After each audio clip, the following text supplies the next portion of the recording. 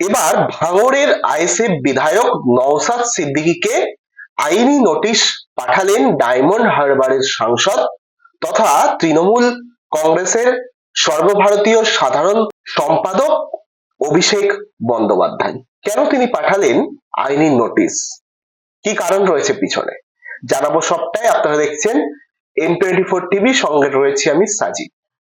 আপনারা জানেন ইতিমধ্যেই দেশে ওয়াকফ সংশোধনী বিল লোকসভা এবং রাজ্যসভায় পাশ হয়ে গেছে, যা ইতিমধ্যেই বিল থেকে আইনে পরিণত হয়েছে রাষ্ট্রপতির স্বাক্ষরের পরে। যদিও এই বিল বা এই আইনের বিরোধিতা করে পথে নেমেছেন সংখ্যালঘু সমাজ। তারা এই আইন প্রত্যাহার বা এই বিলের প্রত্যাহারের দাবিতে জোরালো আন্দোলন করছে এবং আগামীতেও এই আন্দোলন জারি থাকবে বলেই জানা যাচ্ছে।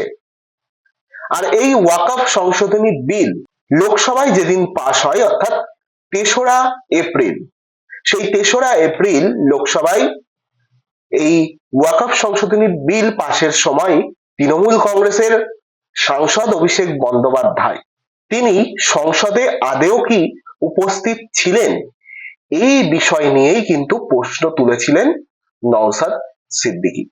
শুধু তাই নয়, সংসদে অভিষেকের উপস্থিতি নিয়ে সংবাদ মাধ্যমে একটি বিবৃতিও দেন তিনি। নওশাদ সিদ্দিকীকে আইনি নোটিশ পাঠিয়ে অভিষেক বন্দ্যোপাধ্যায় সেই বিবৃতিকে মিথ্যা ও বিভ্রান্তিকর বলে দাবি করেছেন। অভিষেক বন্দ্যোপাধ্যায়ের আইনজীবী সঞ্জয় বসু এই আইনি নোটিশ কিন্তু পাঠিয়েছেন। নওশাদ সিদ্দিকী কি বলেছিলেন বিবৃতিতে? নওশাদ সিদ্দিকী বলেছিলেন, আজকে অর্থাৎ ৩রা এপ্রিল অভিষেক কি সংসদে ছিল? আমি তো অনেকক্ষণ ভিডিও দেখেছিলাম, আমি তো এটা খুঁজে পাইনি বা এটা খুঁজছি যে সংসদে তৃণমূলের কজন সাংসদ উপস্থিত ছিলেন এবং কজন উপস্থিত ছিলেন না। আমিও দেখছি তাদের বিরুদ্ধে তৃণমূল কংগ্রেস কি ব্যবস্থা গ্রহণ করে, তারপরে কি ব্যবস্থা গণতান্ত্রিক প্রক্রিয়ায় জনগণকে নিয়ে করতে হয় সেটা আমি দেখব। এবং তিনি অভিষেক বন্দ্যোপাধ্যায়ের অনুপস্থিতি নিয়েও কিন্তু সেদিন কথা বলেছিলেন অন্যান্য সাংসদদের সহ। কিন্তু পরবর্তীতে যে আইনি নোটিশ পাঠানো হয় তার সাথে কিন্তু একটি ছবিও পাঠানো হয়েছিল। সেই ছবিতে তৃণমূলের সাংসদ কল্যাণ বন্দ্যোপাধ্যায় তিনি বসে রয়েছেন, তার ঠিক পাশেই কিন্তু অভিষেক বন্দ্যোপাধ্যায় বসেছিলেন। এর থেকে প্রমাণ হয়, অর্থাৎ অভিষেক বন্দ্যোপাধ্যায় চোখে আঙুল দিয়ে দেখিয়ে দিচ্ছে নওশাদ সিদ্দিকী যেটা বলছেন বা যেটা মিডিয়ার সামনে অভিষেক সম্পর্কে যে বিভ্রান্তি ছড়াচ্ছেন তা সম্পূর্ণ ভুল। অভিষেক বন্দ্যোপাধ্যায় ওই বিল পাশের দিন বা বিল পাশের সময় তিনি সংসদে প্রথম থেকে শেষ পর্যন্ত উপস্থিত ছিলেন। সেই প্রমাণ স্বরূপ তিনি একটি ছবিও কিন্তু ওই নোটিশের সঙ্গে নওশাদ সিদ্দিকীকে পাঠিয়ে দেন। অভিষেক বন্দ্যোপাধ্যায়ের আইনজীবী নোটিশে উল্লেখ করেন, নওশাদ সিদ্দিকী সংসদে অভিষেকের উপস্থিতি নিয়ে ভিত্তিহীন ভাবে গুজব ছড়াচ্ছেন। তার এই বিবৃতি ও অভিযোগ সম্পূর্ণ মিথ্যা এবং তা অস্বীকার করছেন অভিষেক বন্দ্যোপাধ্যায়। নোটিশে আরো বলা হয়েছে, মুসলিম সম্প্রদায়ের প্রতি সাংসদ অভিষেকের সহানুভূতি ও সৌভ্রাতৃত্ব বোধ সর্বদা বিদ্যমান, সেই কারণেই তিনি সংসদে ওয়াকফ সংশোধনী বিল পাশের বিরোধিতা করেছিলেন। ৩ এপ্রিল সংসদে ওই সংশোধনী বিল পাশ নিয়ে ভোটাভুটির সময় অভিষেক বন্দ্যোপাধ্যায় শুরু থেকে শেষ পর্যন্ত সদনে উপস্থিত ছিলেন। অভিষেকের উপস্থিতি প্রমাণস্বরূপ যে বললাম একটি ছবিও কিন্তু তাকে অর্থাৎ নওশাদ সিদ্দিকীকে পাঠানো হয়েছে। অভিষেকের আইনজীবী এও জানায় যে এই নোটিশ পাওয়ার ৪৮ ঘন্টার মধ্যে যদি নওশাদ সিদ্দিকী তার বিতর্কিত এই বিবৃতি প্রত্যাহার না করে এবং ওই বিবৃতির যথাযথ ব্যাখ্যা না দেন, তাহলে অভিষেক বন্দ্যোপাধ্যায় তার বিরুদ্ধে কড়া আইনি পদক্ষেপ গ্রহণ করবেন। এবার এই নোটিশ পাওয়ার পর নওশাদ সিদ্দিকী তিনি কি বললেন? তিনি তার যে সোশ্যাল মিডিয়া অর্থাৎ ফেসবুক তার যে প্রোফাইল রয়েছে সেখানে তিনি একটি ভিডিও পোস্ট করলেন। তিনি লম্বা একটা বক্তৃতার মাধ্যমে 7-8 মিনিটের একটি ভিডিও বার্তা তিনি দিলেন। সেখান থেকে কিছু কিছু পার্ট আপনাদেরকে শোনাবো এবং বিস্তারিত ব্যাখ্যা আপনাদের সামনে শোনাবো। তো চলুন নওশাদ সিদ্দিকী ঠিক কি বলছেন একটু শুনে নেওয়া যাক।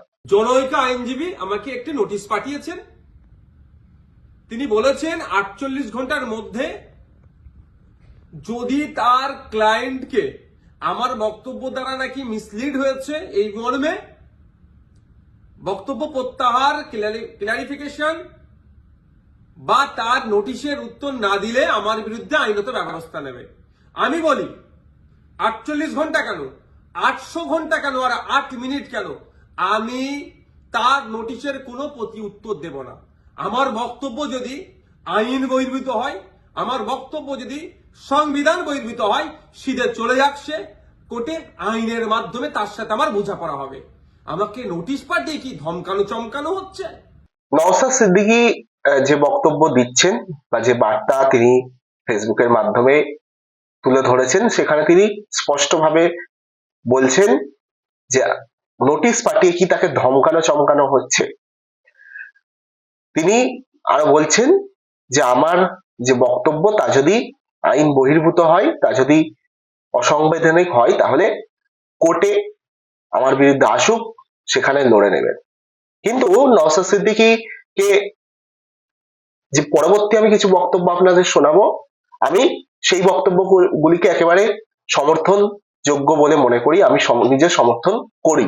কিন্তু এই যে প্রথম যে বক্তব্যটা আপনাদের শোনালাম, তিনি বলছেন যে তাকে নোটিশ পাঠিয়ে ধমকানো চমকানো হচ্ছে, ধমকাতে পারবে না, কোর্টে দেখা করুক, এই ইত্যাদি ইত্যাদি বক্তব্য। কিন্তু আমার প্রশ্ন এখানে এই যে তিনি একজন বিধায়ক, তিনি সমস্তটা জেনে সমস্তটা বুঝে তারপরেই তার উচিত কোনো বক্তব্য সংবাদ মাধ্যমের মুখোমুখি হয়ে জানানো, কারণ তার এই বক্তব্য বাংলার প্রতিটা মানুষ কিন্তু শোনে বা দেখে।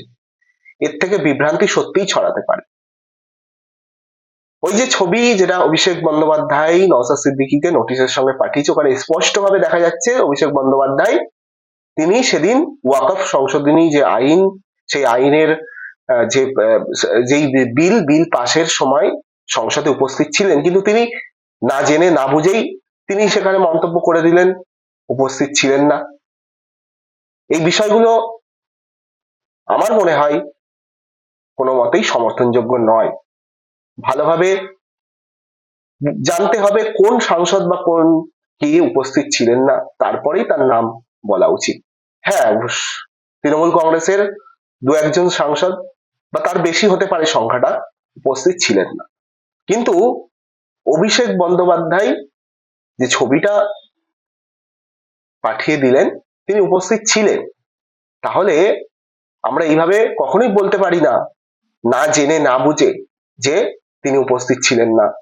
কেন ছিলেন না প্রশ্ন তুলতে পারি না। আগে আমাদের জানতে হবে তিনি সত্যি উপস্থিত ছিলেন কিনা, ভালো করে দেখতে হবে, তারপরেই আমরা কোনো বক্তব্য, বিশেষ করে সাংসদ, বিধায়ক, নেতা, মন্ত্রী, এনাদের তো সংযত হওয়া উচিত। তো যাই হোক, তার বাকি বক্তব্য আপনাদের শোনাবো। অবশ্যই তিনি শেষের দিকে যে বক্তব্য দিয়েছেন, তিনি তার বক্তব্যকে আমি অত্যন্ত ভাবে সমর্থন করি এবং সেই নিয়ে ব্যাখ্যায় আসবো। আমরা জানতে পেরেছি বেশ কয়েকজন এমপি পার্লামেন্টে অনুপস্থিত ছিল, তাদের বিরুদ্ধে তৃণমূল কংগ্রেস দলগতভাবে কি ব্যবস্থা গ্রহণ করছে, কি নোটিশ পাঠাচ্ছে, কি শোকজ করছে, তাদের বিরুদ্ধে কি অ্যাকশন নেবে, সেটাও পাবলিক ডোমিনে দিতে হবে এবং কি নিচ্ছে সেটাও যেন জানানো হয়।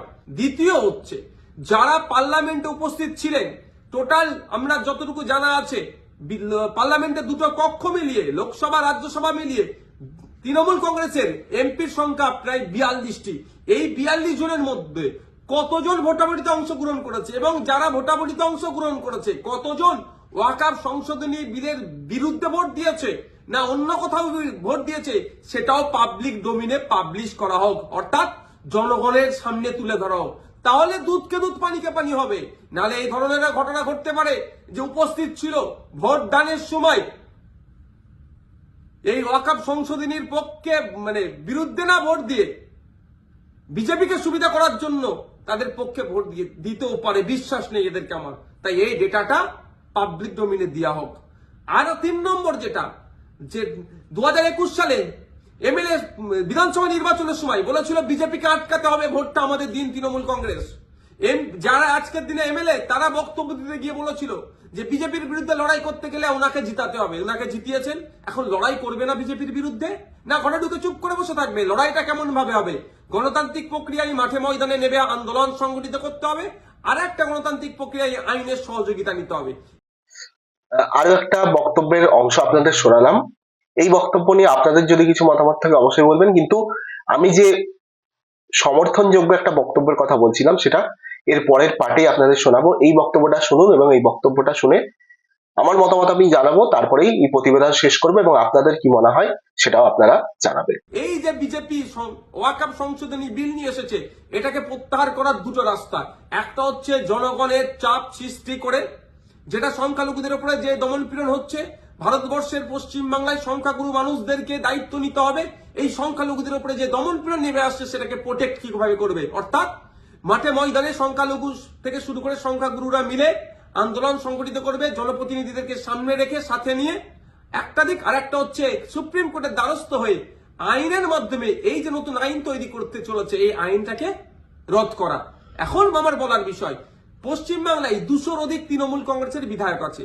সেই সমস্ত বিধায়কদেরকে প্রত্যেকজন যাতে একটা করে মামলা করে তার জন্য প্রস্তুতি নিতে হবে। এবার আমি এটা তৃণমূল কংগ্রেসের সুপ্রিমোকে বলছি, তৃণমূল কংগ্রেসের দলকে বলছি এবং সাধারণ ভোটারদেরকে বলছি। ভোটের সময় কিন্তু এই সমস্ত এমএলএ গুলো প্রার্থী ছিল, তারা বলেছিল বিজেপির বিরুদ্ধে লড়াই করবে। আজকে বিজেপির বিরুদ্ধে লড়াই দেখানোর জায়গা হচ্ছে মামলা করতে হবে। এদের 42 জন রাজ্যসভা লোকসভা মিলিয়ে এমপি আছে, 42 আর এই প্রায় 220টা মতো, 250-র অধিক মামলা কিন্তু তৃণমূল কংগ্রেসকে করতে হবে। তার পয়েন্ট অনুযায়ী আমি বলে দিচ্ছি, এইটা চাপ তৈরি করতে হবে। আমি নওশাদ সিদ্দিকী একা যদি আমি একাধিক মামলার দায়িত্ব নিতে পারি, হাজার হাজার মামলা হবে ওয়াকফ সংশোধনী বিলের বিরুদ্ধে, সেটা আমি ভালো করে জানি, বিজেপিও জানে, তৃণমূল কংগ্রেসও জানে, আমি পাবলিকও জানে। কিন্তু তৃণমূল কংগ্রেস কটা মামলা করছে না, মামলা না করে বিজেপিকে জায়গা করে দিচ্ছে, সেটাও পাবলিককে দেখতে হবে। ভোটার যারা ভোট দিয়েছিলেন 2021 সালে, যারা ভোট দেননি তৃণমূল কংগ্রেসকেও, কিন্তু আপনার জনপ্রতিনিধি যারা এলাকায় আছে তাদের কাছে তুলুন আওয়াজ যে আপনাদেরকে মামলা করতে হবে। মালদা থেকে কংগ্রেসের একজন এমপি আছেন, তাকেও আমি অনুরোধ করছি আপনিও সুপ্রিম কোর্টে চলেন, গিয়ে মামলা করবেন। এখন দেখার বিষয় তৃণমূল কংগ্রেসের কতজন এমএলএ কতজন এমপি মামলা করছে এবং আমরা ভোটাররা কতজনকে মামলা করাতে পারছি প্রেসার বিল্ড আপ করে, সেটাই এখন দেখার বিষয়। এই যে লাস্ট পয়েন্টটুকু নওশাদ সিদ্দিকী বললেন, এটা সত্যি আমাদের ভেবে দেখা দরকার, সমর্থনযোগ্য এই বিষয়টা। আমাদের রাজ্যে এতগুলো তৃণমূল বিধায়ক, স্বাভাবিকভাবে তৃণমূল মানেই আমরা জানি বিজেপি বিরোধী, তাহলে প্রত্যেকটা তৃণমূল বিধায়ক যদি একটা করে মামলা করে নওশাদ সিদ্দিকীর কথায়, 200-র ওপর বিধায়ক রয়েছে, সাংসদ রয়েছে প্রায় অনেকেই, সেই সাংসদ বিধায়ক মিলে প্রত্যেকে যদি মামলা করে, এবং রাজ্যে নওশাদ সিদ্দিকী তো মামলা করছেনই, তার সাথে সাথে কংগ্রেসেরও একজন বিধায়ক রয়েছেন, তিনিও যদি মামলা করেন, এইভাবে পশ্চিমবঙ্গ থেকেই নাকি প্রায় 200 থেকে 250 মামলা কিন্তু এই বিল বাতিলের দাবিতে সুপ্রিম কোর্টে উঠবে। এইভাবে যদি গোটা দেশে যত বিরোধী দল রয়েছে, আঞ্চলিক দল রয়েছে, সেই দলের বিধায়ক সাংসদ, শুধু মুসলিম নয়, যে কোনো ধর্মের সাংসদ বিধায়করা যদি মামলা করেন, তাহলে হাজার হাজার মামলা কিন্তু সুপ্রিম কোর্টে উঠবে। নওশাদ সিদ্দিকীর এই বক্তব্য তিনি দিয়েছেন, এই বক্তব্যটা অনেকটাই সমর্থনযোগ্য বলে মনে হয়। তবে ভবিষ্যতে দেখা যাবে কি হয়। এই বিল, এই আইন সেই কৃষি আইনের মতো প্রত্যাহার করতে বাধ্য হবে, নাকি এই আইন চলবে। আর আপনাদের এই প্রতিবেদন সম্পর্কে যদি কোনো মতামত থাকে, অবশ্যই আপনারা আপনাদের মূল্যবান মতামত কমেন্টে জানাবেন। দেখতে থাকুন N24 টিভি, আবার নতুন কোনো প্রতিবেদনে আসবো আপনাদের সঙ্গে।